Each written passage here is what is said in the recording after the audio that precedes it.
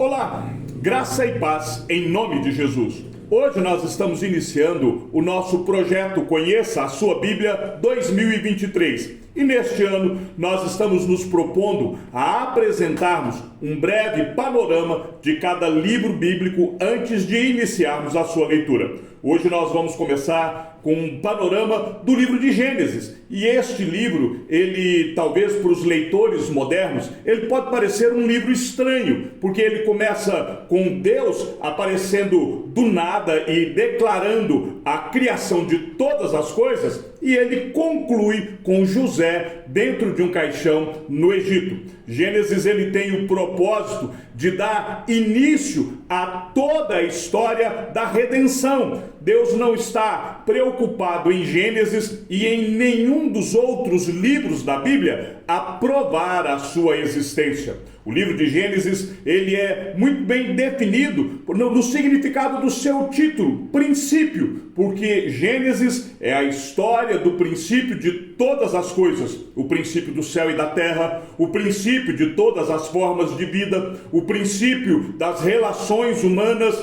e é o livro do princípio das gerações. E é no livro de Gênesis que nós vamos encontrar o começo de todas as grandes doutrinas referentes a Deus, referente ao homem, referente ao pecado e também o início da história da doutrina da redenção, da nossa salvação. Eu queria que você pudesse acompanhar comigo a leitura do primeiro capítulo de Gênesis, quando no verso 1 ao verso de número 3, nós vamos ver a declaração criadora de Deus. E diz assim: no princípio, Deus criou os céus e a terra. A terra era sem forma e vazia. Havia trevas sobre a face do abismo e o Espírito de Deus se movia sobre as águas. Então Deus disse: haja luz. Percebam, a Bíblia começa com o relato da criação do universo. No princípio, Deus criou os céus e a terra. Como eu já disse, Deus não está preocupado em provar a sua existência. Parece uma declaração simples, a declaração de que Deus está criando todas as coisas. Porém, esta simples declaração, ela provoca debates intermináveis durante a história da humanidade. Algumas pessoas querem saber quando isso aconteceu, como que Deus fez isso, que materiais Deus usou, foi Deus realmente o criador, o designer de tudo? Esta primeira palavra que aparece no livro, no princípio, é uma palavra hebraica, bereshit, que anuncia o propósito do livro, além de servir de título na Bíblia hebraica. Bereshit é o título do livro de Gênesis em hebraico e quer dizer o princípio, fala do princípio da história de Deus, fala do princípio da criação. Eu já disse, o princípio da desobediência humana, o princípio da redenção divina, é o início de tudo. O livro de Gênesis é o primeiro livro do Pentateuco, é a história de Deus escolhendo um povo para ser seu e o estabelecimento da aliança de Deus com este povo, por meio do qual, por meio deste povo, todas as nações então seriam abençoadas. A mensagem do livro de Gênesis nos ensina que Deus é o Criador de tudo e de todas as coisas. Ele é o Criador de todos os povos, o Criador da terra. E é também, nós vamos ver isso em Gênesis, o autor da redenção deste povo. O livro de Gênesis relata como que se tornou necessária a redenção deste povo. Por quê? Porque quando nós chegarmos no capítulo de número 3, nós vamos ver que Adão irá pecar. Por causa do pecado de Adão, seria necessário a redenção. E Deus vai providenciar isso. O autor do livro de Gênesis é Moisés. E o livro de Gênesis, ele abrange um período da história de mais ou menos 2.300 anos. nos meus cálculos aqui vai dar 2.315 anos, né? O conteúdo do livro de Gênesis, ele vai girar em torno de vários fatos proeminentes. Então, nós vamos ver, por exemplo, capítulo 1 e capítulo 2, narrando a respeito da criação. E quando nós estivermos lendo o capítulo 1 e o capítulo 2 de Gênesis, há algumas coisas muito interessantes que nós podemos observar. Observe aí essa tabela que nós estamos colocando aqui. Quando Deus diz, haja luz, muitas pessoas ficam assim, mas como que Deus está criando luz porque o sol ainda não foi criado? E a física, há alguns anos atrás, pouco mais de 100 anos atrás, os físicos então determinaram e comprovaram: primeiro é preciso haver energia, depois matéria. Ou seja, o ato criativo de Deus de haja luz é um ato científico. Primeiro a luz, a energia, depois a matéria. E agora eu queria fazer aqui um paralelo dos dias da criação, mas para isso eu preciso sumir aqui da imagem para que você possa perceber toda a tabela. Então, olhe para você ver. O primeiro, segundo e o terceiro dia, Deus está preparando a criação. É a preparação e a separação. Do quarto ao sexto dia, Deus está complementando e terminando a criação. Verifique, no primeiro dia, Deus cria a luz, prepara, separa. No quarto dia, ele complementa, ele traz os luzeiros, ele complementa, ele termina. No primeiro dia, Deus cria os céus, Deus cria a água, Deus então está preparando, está separando. No quinto dia, ele então povoa os céus com as aves e povoa as águas com os peixes. No terceiro dia, Deus cria a terra e as plantas. No sexto dia, ele vai agora povoar a terra com os animais e com os homens. Percebem a complementação no quarto, quinto e sexto dia em relação ao primeiro, segundo e terceiro dia? E aí, finalmente, quando Deus completa os 6 dias da criação, ele descansa no terceiro dia. Com isso, nós vemos Deus, o Deus Criador, fazendo todas as coisas de uma forma lógica, de uma forma organizada, o que nos prova, o que nos demonstra a capacidade de planejamento de Deus. Ou seja, Deus planejou toda a criação para só depois descansar. Após a criação, nós vamos então adentrar no capítulo de número 3, quando o gênero humano vai cair. É a queda. E quando o homem cai, a partir da queda, nós vamos ver alguns tópicos interessantes também que nós podemos observar no capítulo de número 3. Perceba lá, primeiro é o juízo, a possibilidade da tentação, né? Para que Deus chegue no juízo, ele coloca na criação, Deus faz o jardim, coloca as plantas, está tudo ali, os animais, mas havia 2 plantas, havia 2 árvores no jardim: a árvore do conhecimento do bem e do mal e a árvore da vida. E havia uma declaração de Deus para o homem, de que o homem não poderia comer da árvore do conhecimento do bem e do mal. Ou seja, Deus coloca no jardim do Éden algo para que o homem possa obedecer, para que o homem se submeta a Deus em obediência. E agora aparece o tentador. Então, quando nós vamos lendo o livro de Gênesis, no capítulo número 3, nós podemos ali, nessa leitura, observar alguns tópicos. Primeiro, a possibilidade da tentação. Segundo, quem é o autor da tentação? Não é Deus, né? Terceiro, olha a sutileza da tentação. Olha como que a serpente ela é sutil na tentativa de enganar Eva, na tentativa de levar à queda, né? E ela vai ter êxito na sua tentação. Eva come da árvore do conhecimento do bem e do mal, leva o seu esposo, o seu marido Adão, a ser tentado, a cair também, e por causa dessa queda, então vem o primeiro juízo, né? E aí, quando há a sentença de Deus, o juízo de Deus, primeiro ele vem sobre a serpente, né? A sua degradação. Vai vir também o juízo de Deus sobre a mulher. Ela vai dar à luz em meio a dores, ela vai ser submissa ao seu marido. Vem o juízo de Deus sobre o homem. Ele agora, de forma árdua, ele vai ter que conquistar o seu sustento, e isso vai ser até a sua morte. E a Bíblia vai dizer que é num solo cheio de espinhos, num solo onde ele vai ter dificuldades. Vem também o juízo de Deus, não só sobre o homem, também sobre os seus descendentes. Ou seja, a herança do pecado de Adão, ela seria transmitida a todos os seus descendentes.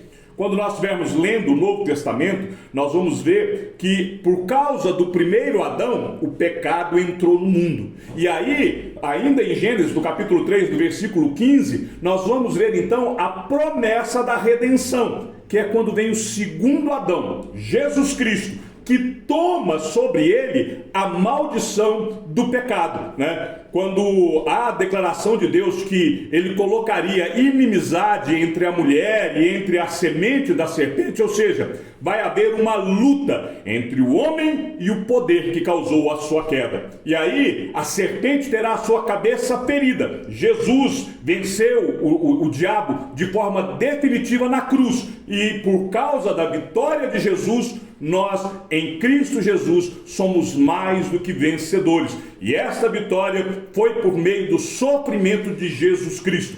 Percebam, quando nós estamos lendo Gênesis, logo após a queda, nós temos a história da nossa redenção. O Senhor, ali de forma figurada, quando o homem pecou, ele preparou para ele algumas roupas feitas de folhas de árvores. E essas roupas não eram suficientes para esconder a nudez do homem. Então Deus entra novamente na história e providencia para o homem algumas roupas feitas de pele de animais. Ou seja, o Senhor imolou o seu primeiro sacrifício para poder vestir o culpado. O culpado era o homem.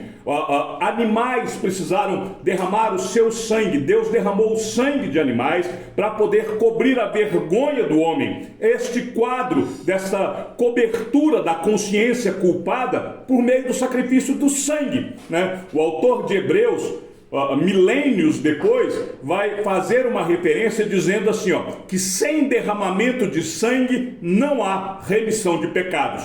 O primeiro sangue derramado foi o sangue destes animais que providenciou a vestimenta para o homem. O último sangue derramado a favor do homem foi o sangue de Jesus Cristo. E é por isso que Cristo, depois que ele executa o seu sacrifício perfeito, diz a Bíblia, lá no livro de Hebreus, que ele se assentou. Não há mais nada a ser feito. Jesus Cristo já providenciou toda a nossa redenção. E aí nós vamos seguindo na leitura do livro de Gênesis, e aí no capítulo 4 nós vamos ver a primeira civilização, a história de Caim e Abel. Nós vamos ver ali Caim e Abel. Caim, ele acaba matando seu irmão Abel, e nos mostra como que o pecado se tornou hereditário. Ou seja, o Caim herdou de seu pai a natureza pecaminosa. Abel também herdou essa natureza, mas Caim, ele conduziu o primeiro homicídio como descendente dessa raça caída na presença de Deus. A história de Caim e Abel, ela nos mostra como que o pecado tornou-se hereditário e conduziu ao primeiro homicídio. E como que os descendentes dessa raça caída podem ser aceitos na presença de Deus por meio de um sacrifício expiatório. É o sacrifício que Abel oferece. Mas a natureza caída de Caim faz com que Caim mate o seu irmão. Percebem? A escalada dessa natureza pecaminosa. Caim foi rejeitado, a promessa da redenção passou agora ao terceiro filho de Adão, Sete. Né? E aí a história vai se desenvolver agora com dois povos. A raça ímpia, descendente de Caim, e a raça santa, descendente de Sete. Né? Até que quando num determinado momento essas duas classes de homem do mundo, os ímpios e os caimitas, né? E os piedosos, os setitas. E aí, por causa dessa escalada do pecado, nós vamos ver que a descendência de Sete começa a se unir com a descendência ímpia de Caim. E isto faz com que esta linhagem escolhida de Sete perdesse a sua separação, e ela então passa a se unir em matrimônio com esta geração ímpia, a descendência de Caim. Com isso, o resultado dessa impiedade é que o pecado chega num nível tão alto que então nós vamos ver o juízo de Deus sobre a terra, e nós vamos ver então o dilúvio. Do capítulo 5 ao capítulo 9 é narrado a respeito desse período, né? E o dilúvio, ele como que dá um reset na história da humanidade. Deus destruiu o mundo pelo dilúvio e ele agora começa uma nova raça com a família de Noé, prometendo que a terra nunca mais seria destruída por um dilúvio. Ao final do dilúvio, Deus então estabelece uma nova aliança, um novo pacto, de que nunca mais a terra seria destruída. Então aparece o primeiro arco-íris. Por que o arco-íris aparece neste momento? Porque até então não havia chovido sobre a terra. A primeira chuva que caiu sobre a terra foi a chuva do dilúvio, né? E há um detalhe aqui interessante no período do dilúvio, porque toda a raça humana, com exceção de Noé e sua família, foi dizimada, foi extinta. Mas acompanhe comigo a cronologia de Adão até o dilúvio. Você vai perceber aqui que Adão, ele vive durante 930 anos, né? Ou seja, na morte de Adão, ele havia convivido durante alguns anos com Lameque. Lameque é o pai de Noé. A tradição oral vai de Adão até Lameque, ou seja, Adão conta para Sete, que conta para Enos, Adão conta para Cainã, para Malael, para Jared, para Enoque, para Metusalém e para Lameque. Toda a história do gênero humano, ou seja, desde a criação até Lameque, é o próprio Adão quem transmite para a sua descendência a sua história. Mas olha aqui que coisa interessante. Percebam aqui que exatamente no ano em que acontece o dilúvio, deixa eu colocar aqui para vocês uma marca para que vocês possam acompanhar isso aqui de forma bem... olha aqui, ó. Quando acontece o dilúvio, no ano que acontece o dilúvio, é o mesmo ano que morre Matusalém. Ou seja, no mesmo ano em que vai acontecer o dilúvio, nós vamos ver Matusalém morrendo. Ou seja, existe aqui duas únicas possibilidades. A primeira, Matusalém morreu e o dilúvio veio. E a segunda possibilidade, o dilúvio veio e Matusalém morre nas águas do dilúvio.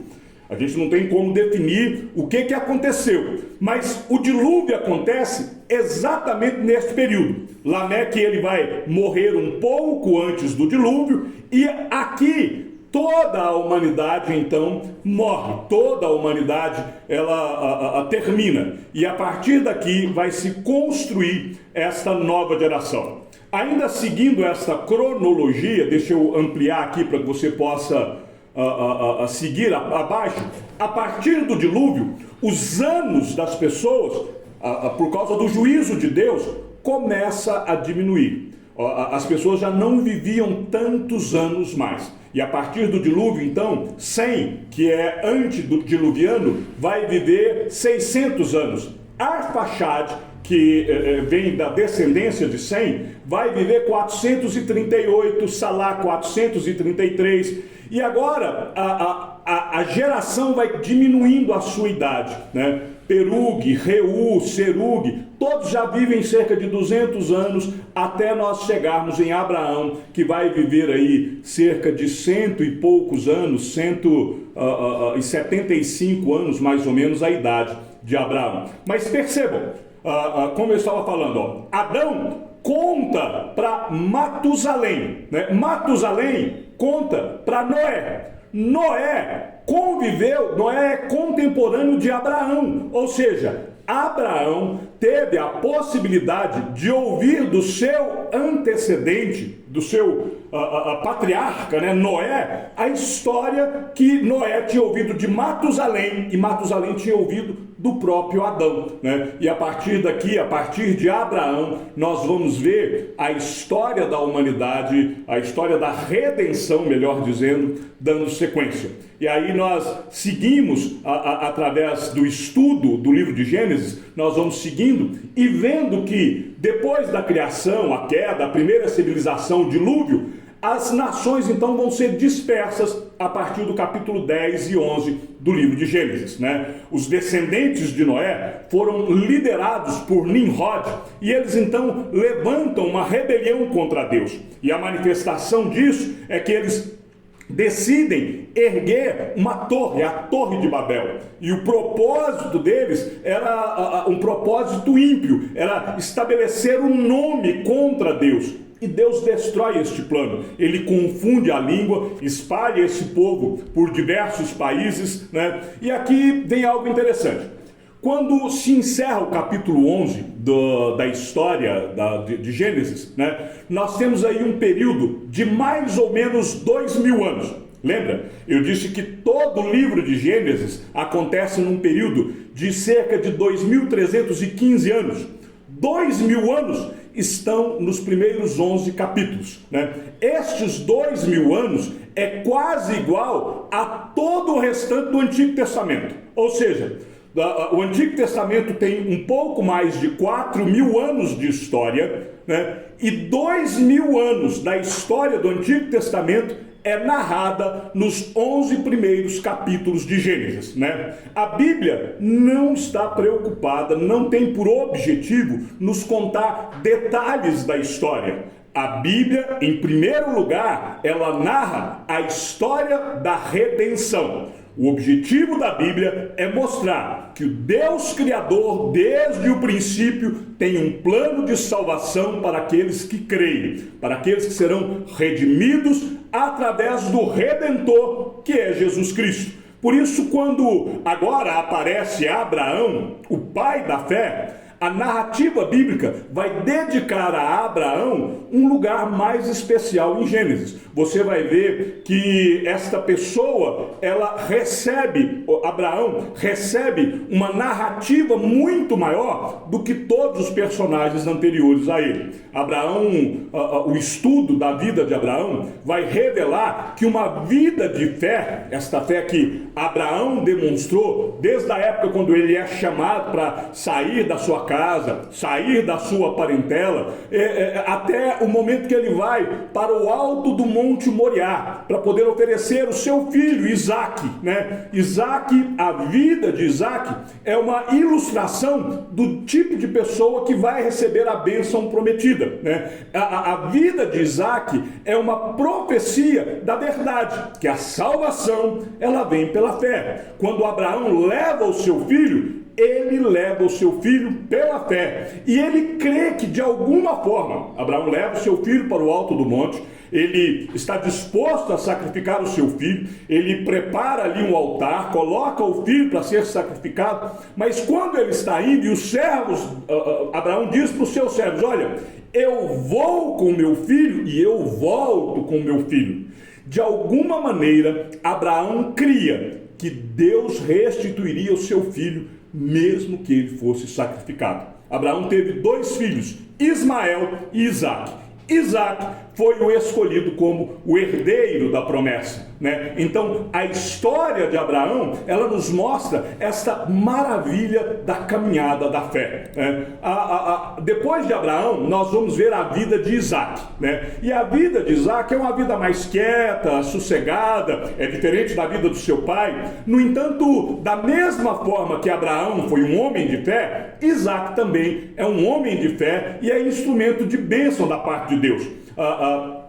Quando Abraão levou Isaque para ser oferecido como sacrifício, Isaque deveria ter aí por volta dos seus 15, 16 anos. E há algo aqui interessante. A gente não tem muita explicação, mas lá em Gênesis capítulo 31 vai acontecer um fato interessante.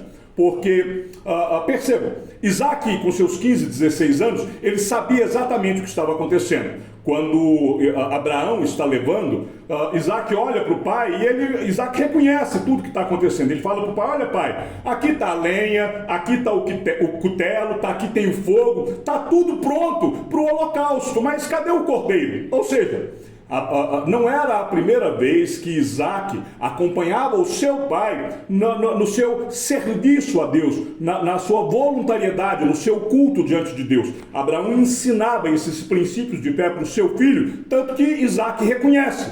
E quando chega no alto do monte, Abraão já estava aí com seus 115, 116 anos, já era um ancião avançado em dias, não havia lá o cordeiro. É necessário, então, reconstruir o altar, amarrar Isaac, né, e colocar Isaac sobre aquele altar do sacrifício, né? E Isaac, ele não tenta fugir. Isaac, ele se rende àquilo também pela fé, junto com seu pai, né? Mas Isaac, ele acompanha tudo. E aí, eu fico aqui imaginando esta cena, né? Abraão já amarrou o filho, arrumou a lenha, ou seja, depois do sacrifício tem que se queimar o holocausto. E agora Isaac está vendo o seu pai erguendo o cutelo para poder finalmente esfaqueá-lo, matá-lo, depois teria que ser partido ao meio e finalmente queimado. Você consegue imaginar como que isso se processa na mente de Isaac? Jacó, o filho de Isaac, tempos depois, numa conversa com o seu sogro, lá em Gênesis 31, ele vai se referir a Deus como o Deus de Abraão, o Deus de meu pai, o Deus de Abraão, o temor de Isaac. Ou seja, esta experiência, de alguma forma, colocou em Isaac um grande temor a Deus, né? E isso foi transferido para o seu filho, Jacó, né? De Jacó nasceu Israel. Os seus filhos são os cabeças das 12 tribos. E nós vamos aprender algumas lições muito importantes na vida de Jacó. Primeiro, nós vamos ver o poder da graça de Deus.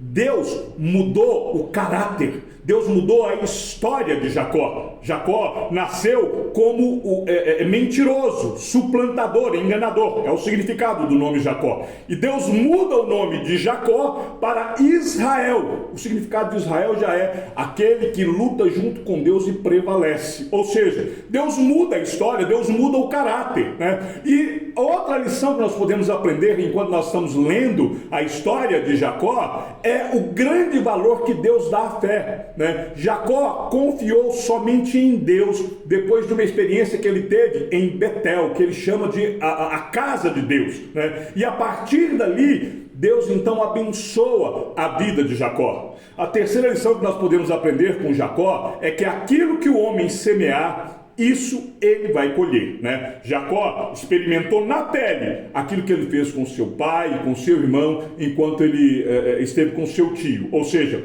Deus trouxe a consequência da vida pregressa de Jacó sobre Jacó. Mas o poder da graça e o valor que Deus deu a Jacó a partir de Betel transformou toda essa história. De Jacó, nós vamos ter aí 12 filhos, e dentre os 12 filhos de Jacó, um deles é José, né? E aí, com José, nós vamos ter uma nova história. José teve a vida com algumas experiências, assim como seu pai. Deus permitiu que José fosse vendido para o Egito e que sofresse para poder ser elevado e ser colocado como o segundo no império de Faraó. E Deus, através da vida de José, preservou toda a descendência de Jacó na terra do Egito. Deus permitiu que José interpretasse sonhos e ele então, usado por Deus, ele preserva, né, no momento de fome que vai haver sobre a terra. Deus usa José, usa a história de José para que o povo de Israel pudesse ser abençoado e preservado quando veio a fome sobre a terra.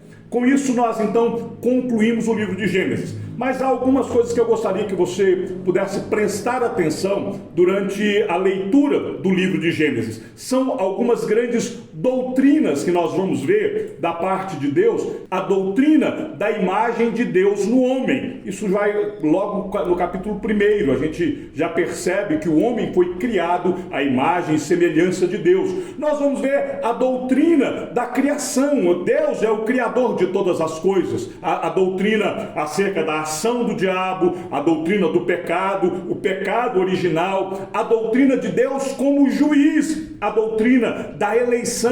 Deus escolhe por sua livre e soberana vontade os seus eleitos. Deus escolhe Abraão de forma soberana. Paulo vai tratar isso também lá em Romanos capítulo 9, mas quando nós chegarmos lá a gente vai detalhar um pouco sobre isso. Nós vamos ver também a doutrina da redenção, a justificação pela fé, a doutrina da ação missionária. Quando Deus chama Abraão, Deus chama Abraão para que ele seja bênção a todos os povos. Nós vamos ver ainda outras doutrinas no livro de Gênesis, como a doutrina do dízimo. Muita gente fala assim, porque o dízimo é da lei. Ora, a doutrina do dízimo, ela é ensinada alguns séculos antes de Moisés. Ou seja, Abraão já entrega o dízimo, e ele entrega o dízimo para Melquisedeque. Depois você faz um paralelo lá em Hebreus capítulo 7, e você vai ver que Melquisedeque, o sacerdote do Deus Altíssimo, ele vai se apresentar aqui como um tipo de Cristo. Esta doutrina já está, a doutrina do dízimo é anterior à lei, já está desde o princípio, quando Deus separa o seu povo.